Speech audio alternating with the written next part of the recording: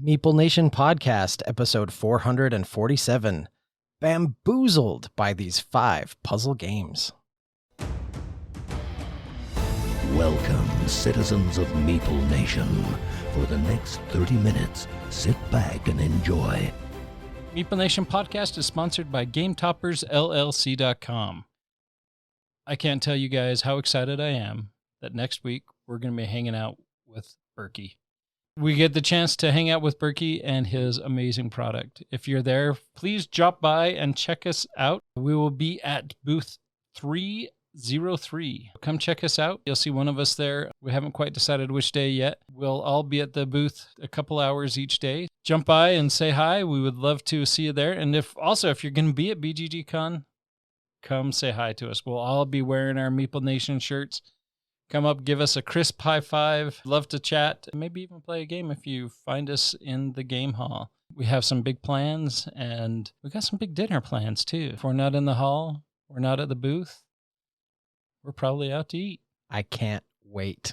BGGCon is going to be awesome. It is going to be so awesome. And I have not met Berkey, so I'm really excited to get to know him a little bit. He's an amazingly friendly guy. Just a great guy. Fun to hang out with and a joy to converse with.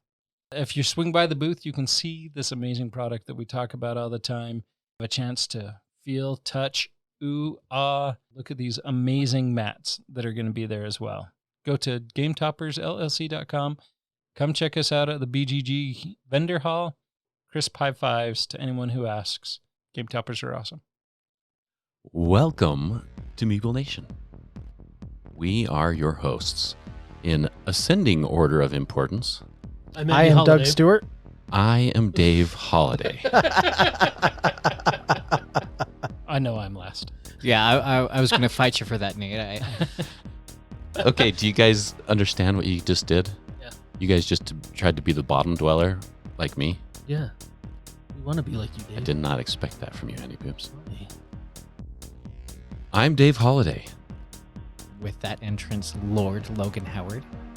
I am Andy Holiday. I'm Douglas Stewart. And I'm Nathan Howard. Go visit us at meeplenation.com. If you haven't been there before, give it a try. There's a lot of cool stuff. There's a lot of links to all of our bios. There are blogs that we put out nearly every week.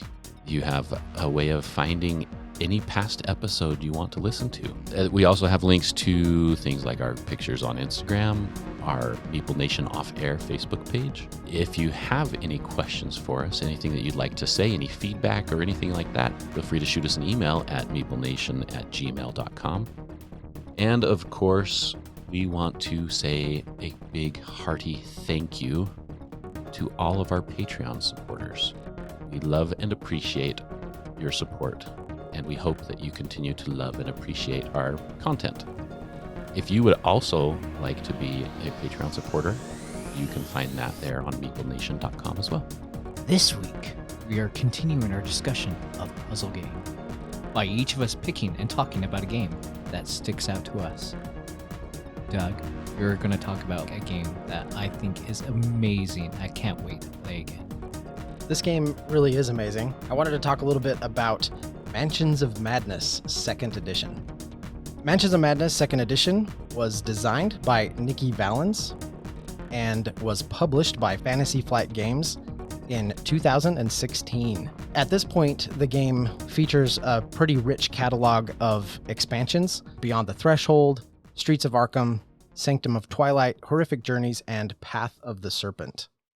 It really should be mentioned straight out of the gate that this game features really heavy exploration elements, and it also features some pretty heavy combat elements. It's kind of a Cthulhu-themed dungeon crawl meets Betrayal at House on the Hill. Some people may not consider this a puzzle game at first glance, but it absolutely is. So players are going to pick an investigator, and then they're going to pick a scenario in the app to play. Absolutely an app-driven game. At this point, there's probably a couple dozen or so scenarios to play if you have all of the content to actually play those scenarios. There's also some scenarios in the app that you can purchase that are independent of any of the expansion content that's out. The app is going to give players a little story so they kind of understand the setup and what their objective is, what they're trying to accomplish or do. This game is called Mansions of Madness for a reason. So most of the scenarios have the players exploring and investigating a mansion or a large house or a building of some sort. The game starts with just a single tile or two that represents the part of the house, maybe the entrance or the side area where the investigators are coming into this house to explore. As the game progresses and unfolds, players will discover all the little nooks and crannies of this large estate, which can include multiple floors of the house. It can include the landscape and gardens, the outbuildings, and even some of the surrounding area like the streets and the alleys. The reason this game fits so well into the puzzle game category is because this game isn't just about walking into a room, killing some monsters, and then moving on. Players are there to solve a mystery. And they do that through gaining clues, and then they play little puzzle games that are actually driven by the app. This isn't one of those games where, okay, you've gained a clue, and now if you discover 5 more, congratulations, you did it, you solved the mystery, game over, move on. The clues in the game are things like, you found a silver comb on the dresser. Why is that significant? Maybe you need to piece that together with one of the NPCs that you've met that has long hair. Who would need a comb? Why would they be in that room? That sort of thing. Maybe you find a hidden compartment in a desk. Do you want to try to pick the lock, or do you want to go try to find a key to get into it? Maybe a painting looks like it's been recently moved. Why would that be? As players, you have to try to deduce and deduct these different story elements that you discover throughout the mansion or the area that you're exploring. And then the app itself is really, really cool. It has a number of puzzle games that are sort of built into it. There's these sliding block puzzles. In a certain number of moves, you have to move the blocks around so that you can get a key block into a certain spot. It has some sequencing puzzles, so you have to use deduction to determine what order a series of numbers goes into. Several image puzzles, so you have to create the right picture or pattern to unlock clues. It has some stacking puzzles.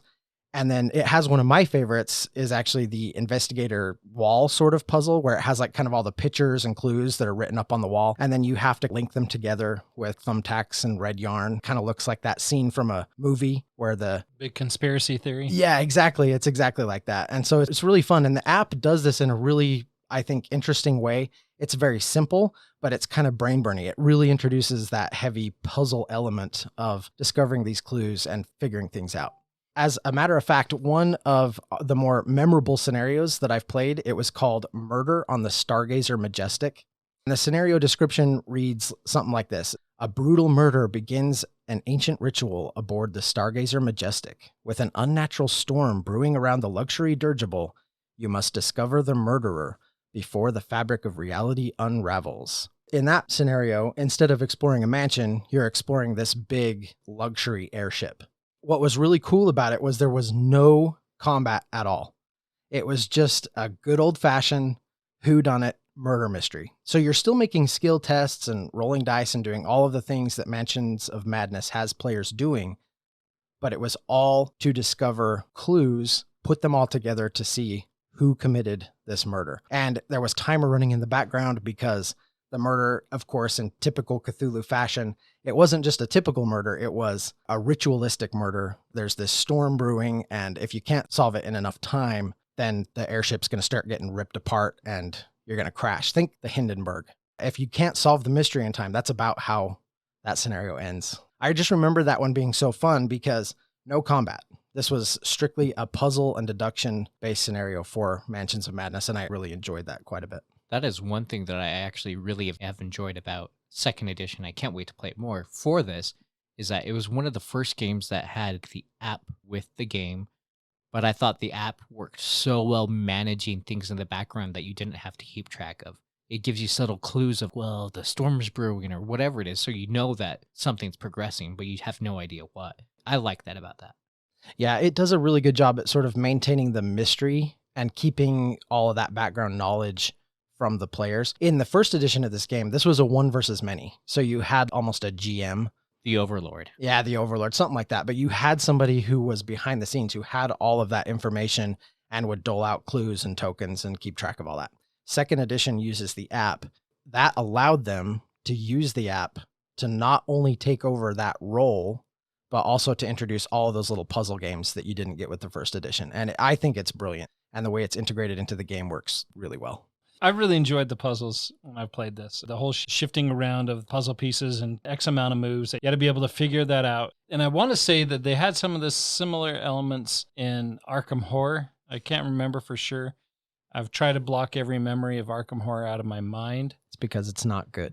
There's parts of that game that is fantastic. I've missed the game. Yeah, and there's a lot of people that are on your side, Logan, but I'm not one of those people. I'm not either. Arkham Horror was a nightmare for me. It really fit right into the Halloween theme. Arkham Horror itself was a nightmare. But that's neither here nor there. We're talking about puzzle games now. I really like Mansions of Madness. The puzzles I thought were great, and I've rambled way too much. One of the things I really enjoy about Mansions of Madness, Arkham Horror, anything in that Cthulhu mythos is the fact that you have to balance between receiving physical damage and receiving the mental damage. Especially Mansions of Madness, you're finding yourself in battle. Sure, they did a lot of that with that one mission that you weren't fighting anybody. They had to balance what you were doing, what damage you were taking. Yeah, absolutely. They do a great job. And like I said, the app is just so well done. Also, one of the things that I'm really excited about with Mansions of Madness is I believe we are playing that this weekend, if I'm not mistaken. Yes, we are playing that on Friday. I can't wait. And we have people here at the table who've never played it before. Yes, I would be one of those. I've never played it either. And that is Mansions of Madness, 2nd edition. Thanks, Doug. That's a great game. Nathan, what did you puzzle out to talk about? I'm going to talk about Canvas. This is a game designed by Jeff Chin and Andrew Nerger, released through Road to Infamy Games. The game for 1 to 5 players plays in about 30 minutes. The reason I picked up this game is because my wife loves Dixit. Dixit's one of her favorite games. In fact, I made a shirt for her out of one of the images on the cards. Unfortunately, in the move, we lost the shirt somewhere. I went to look for the card to see if I could get another one printed, and I can't find the card either, so it's a big bummer. It was her favorite card in the game. For her birthday several years back, I pulled this card out, went to a shirt company, and had them printed on the shirt. It was great. She loved it. She loved it so much she lost it. In Canvas, you're playing as a painter competing in an art competition. Players will collect art cards, layering 3 of them together to complete their own unique painting.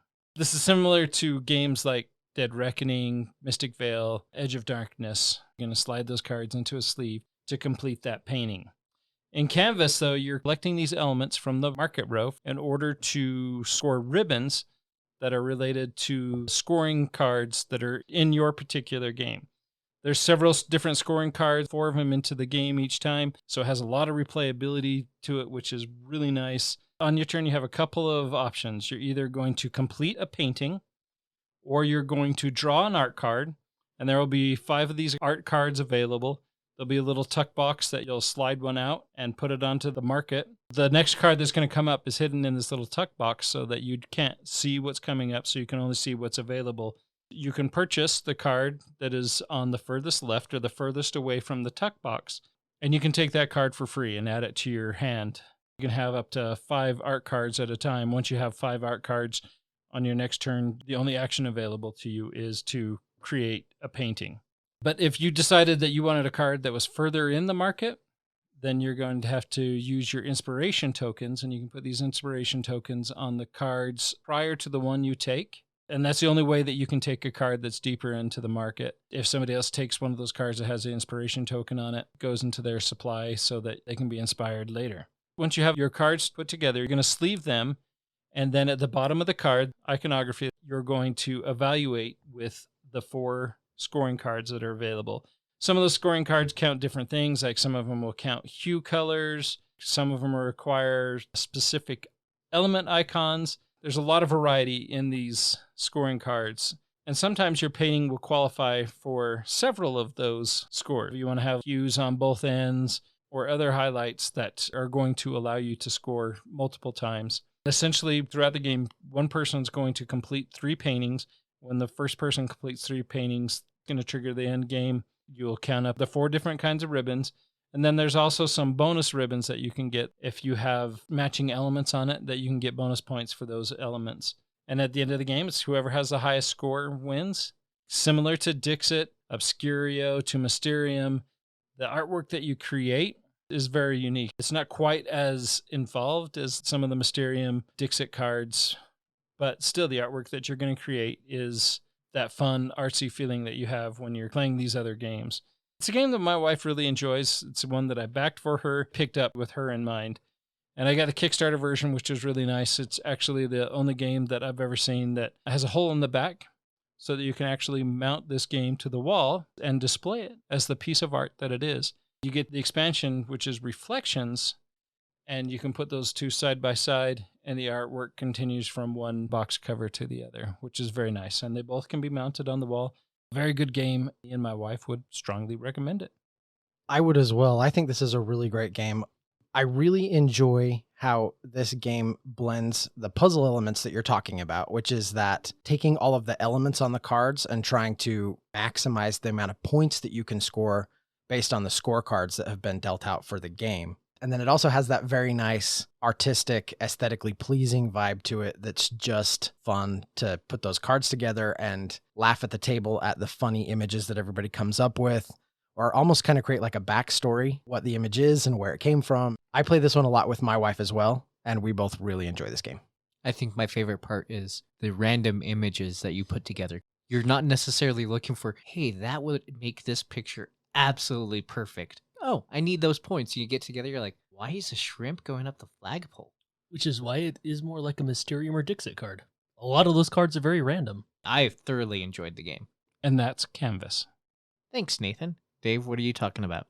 This week, I am going to be talking about A Feast for Odin. I think it was 2 months ago, I talked about Underwater Cities, and I mentioned that it really kind of deserved its own episode. I think A Feast for Odin probably deserves multiple episodes. I second the notion. Definitely would take multiple episodes to thoroughly explore and explain the game. I won't go too deep. I won't try and break it all down for you. This is an Uwe Rosenberg game that will soon be a classic. Came out in 2016. Maybe I'm going to give it classic status already. I think it's classic status. Yeah. Okay. That's all I needed. So say we all. Let it be written. Here, here. I disagree. Jerk. I haven't played it, so I know. I haven't either. I But- want to. As with many Uwe Rosenberg's games, it is beastly. It weighs in at 3.85 on the BoardGameGeek.com weight scale. I think 3.85 is probably a well-deserved rating for it. So A Feast for Odin is kind of a saga in the form of a board game. Each player is a different Viking clan. True to the Viking theme, as Vikings, you are going to be going out on raids, trying to find more riches, get more fertile lands where you can grow things. Each player has their own player board that includes a great hall. One of the very unique things about this game is on this player board, you all start with negative 86 points. And this is where the puzzle aspect of the game comes in. Throughout the game, you're going to be collecting, as I said, different treasures, different things to put on display in your Great Hall. At the end of each round, you have the opportunity to put those in your Great Hall, covering up these negative points. These treasures are polyomino shapes. The idea is you want to cover up as many of these as possible by the end of the game. This is also where your income for the game comes in. You can have an income of silver. In order to do that, you have to cover up those negative 86 points. It's just a giant grid, essentially, starting in the bottom left corner and then going up to the right is kind of a diagonal line of coins, silver coins. In order to produce income, you need to cover up the negative points everywhere left and below the number of coins that you want to produce. And there's also a few other pieces, images in this grid. There are things that you can also include in your income. Some of it's going to be food. Some of it will be other resources that you can use as you fill out your Great Hall and as you put things on display. Another thing that is crazy about this game and really, really cool is the number of action spaces. This takes worker placement to a whole new level. I think there are 61 action spaces in this game. They are also in the grid on the main board, a grid that has 4 columns. The columns represent the number of Vikings that you have to place on the action in order to activate it. Going down that grid is the different types of actions. One of the upper rows is a hunting row. You can send 1 Viking there and you're going to come up with a little bit of food, maybe. You can spend 3 Vikings there and you're going to have the opportunity to come up with more food. The more Vikings that you send to an action, the more potential that action spot has. Done really, really cool. At the end of each round, you are going to get the opportunity to put things on display in your Great Hall, but you also, as with many Uwe Rosenberg games, you have to feed your darn people. It can be difficult if you don't plan things appropriately. The beginning of the following round is you unlock an additional Viking that you can use. Each round, you're ramping up. Hopefully, you're ramping up if you're doing it well. If you don't play like me, you're ramping up and you're going to be able to do a lot more as the game goes on. This game hits on a lot of the things that I love about a game. It fits in the economic category, farming, industry, manufacturing, and medieval, and the puzzle. The mechanisms that Board Game Geek lists are automatic resource growth, dice rolling, grid coverage, income, and push your luck. As I mentioned before, this is a beastly game with so many different things. It's impossible to really cover much of anything. In this episode, we're highlighting the puzzly nature of the games that we're talking about. And A Feast for Odin is one of my favorite games, so I'm really glad you picked this one, Dave. When you look at the puzzle aspect of A Feast for Odin, it's not just about filling in that grid with the polyomino shapes.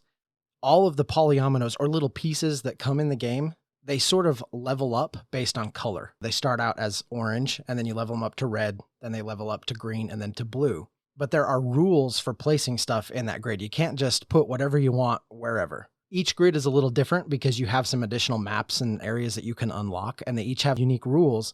But you can't just place, for example, green by green. They can be kitty corner from each other, but you've got to break them up. Blues can be placed next to anything they want. Some grids can't take any orange or red at all whatsoever. There's also that added color aspect of building out your grid and covering up all those negative points. Right, that's one thing that I still have yet to explore in this game. I've played this game several times with various people, and most of the time, the people that I'm playing with will end up getting a couple of long houses, which includes another grid that you can fill out. I've done that once. Then there's also other islands that you can explore. Then you're going to have the opportunity to fill out those grids as well. And the grids are all kind of the same idea. It's going to give you income. It's going to give you additional resources. But they each also have that element of when you first acquire them, they are worth negative points, which is why I've not acquired them. They're all worth negative points until you fill them out. That's the puzzle part of this game that I am still trying to get better at. But overall, this game is extremely awesome. Thoroughly enjoy it, and I highly recommend it. If you have not tried A Feast for Odin, figure out a way to get it played. And to have somebody teach you how to play it. So that way it's easier to get through the first time. I'm always happy to teach this game. This is one of my all-time favorites, and I think it's a great pick for puzzles. I'm talking about Scarabya. Scarabya is a puzzle game. We were talking about it earlier between Amara, Richie, Nathan, Andy, and Doug. We could play 40 people at one time with this game. So normally the game plays 1 to 4 players. It's one of those types of games that the more players that you add doesn't drastically increase the amount of gameplay. It's kind of like Welcome to in that sense, where all the information is out there. In the general sense, you could do the same thing with Scarabya. So when you set up your board, you have a frame that you put out for your particular color, and then you have 4 pieces that have to be set up the same for every person.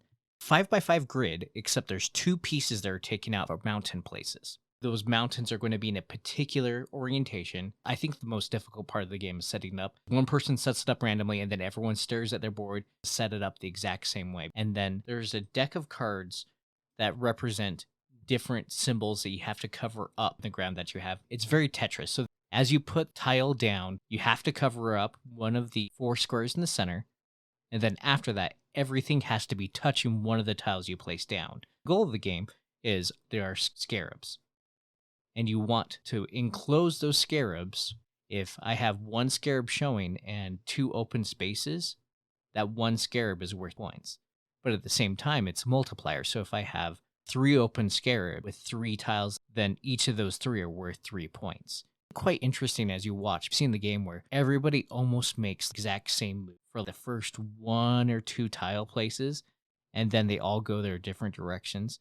How interesting everybody else's board can evolve through that, and how everybody can get really upset towards the end of like, if only this thing would have come out like 2 turns ago. Because you have all your tiles there, so if you're quick with placing your tile, you could actually take the other tiles and kind of potentially put it down on your board, get an idea of where you'd want to put it down. I think it's quite interesting. I always love these types of games, never win at them. I don't know why, I just don't have the brain to comprehend it like some people do, but it is a fantastic game. We always have a blast. I love the fact that Amar has her own copy, so she has to insist on playing her copy when we play the game with her. Richie was introduced to this the same way I was. It was around Christmas time, and I always try to buy at least one game during Christmas time from the local game store. Jamie happened to have this game. Hey, sit down and play this game with me. So I sat down, played it.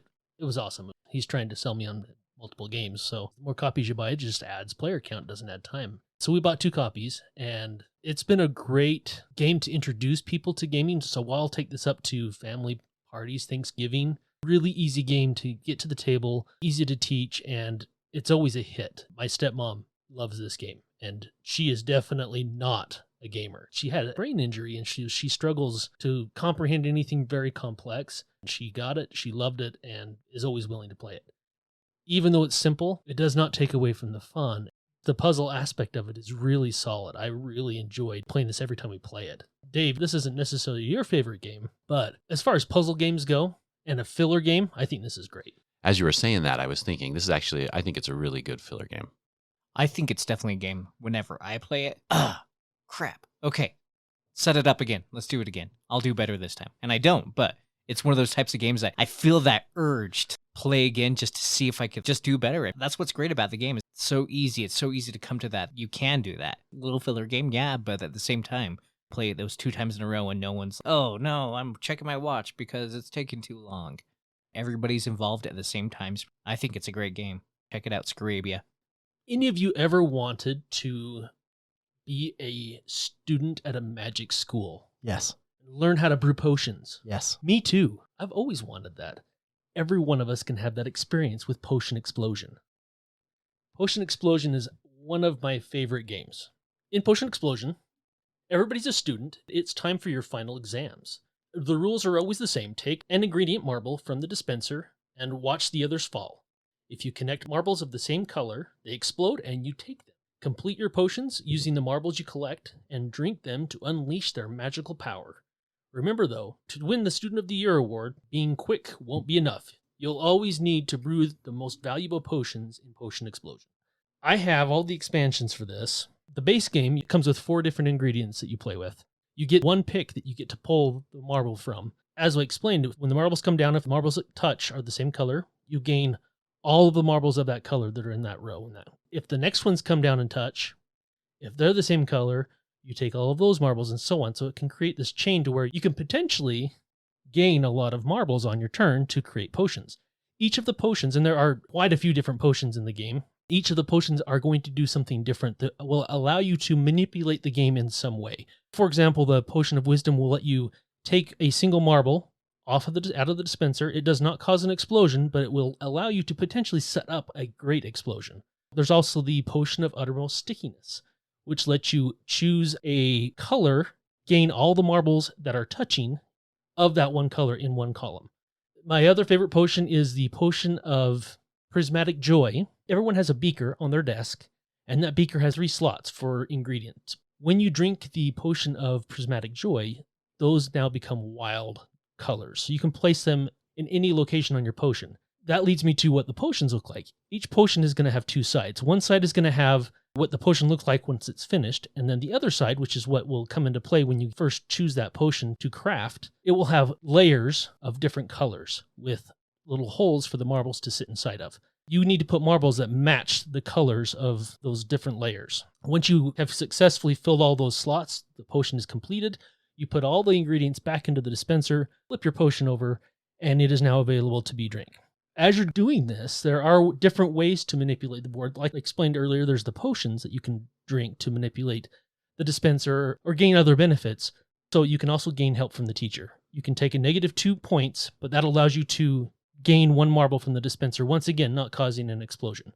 This is something that I do almost every single round. It's so worth the -2 points by the end of the game. If you can possibly complete 2 potions, because you can only ever have 2 potions at your desk, if you can get to where you're completing 2 potions every round, you can really rack up the points.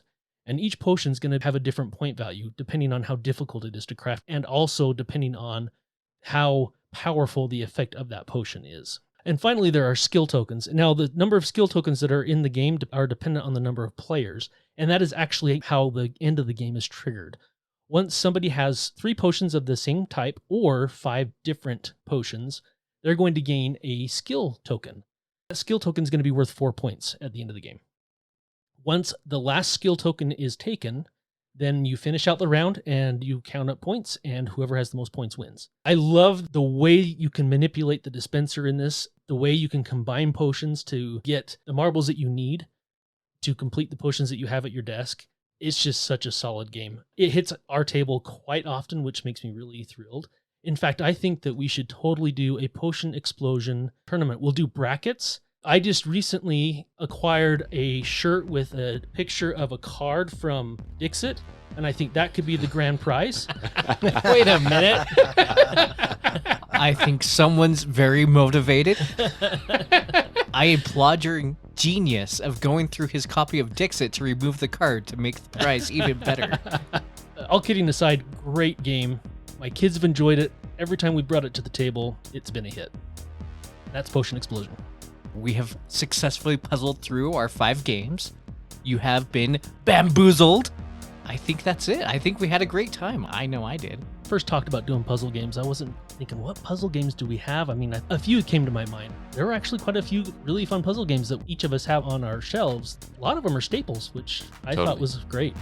I think the biggest puzzle of all is finding another day during the week to play games. True that. Absolutely. But we have thoroughly enjoyed this time with you. Until next time.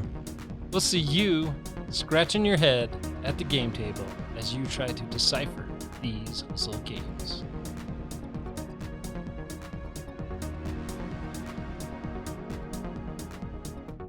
As always, we want to thank you for listening. Check out our website.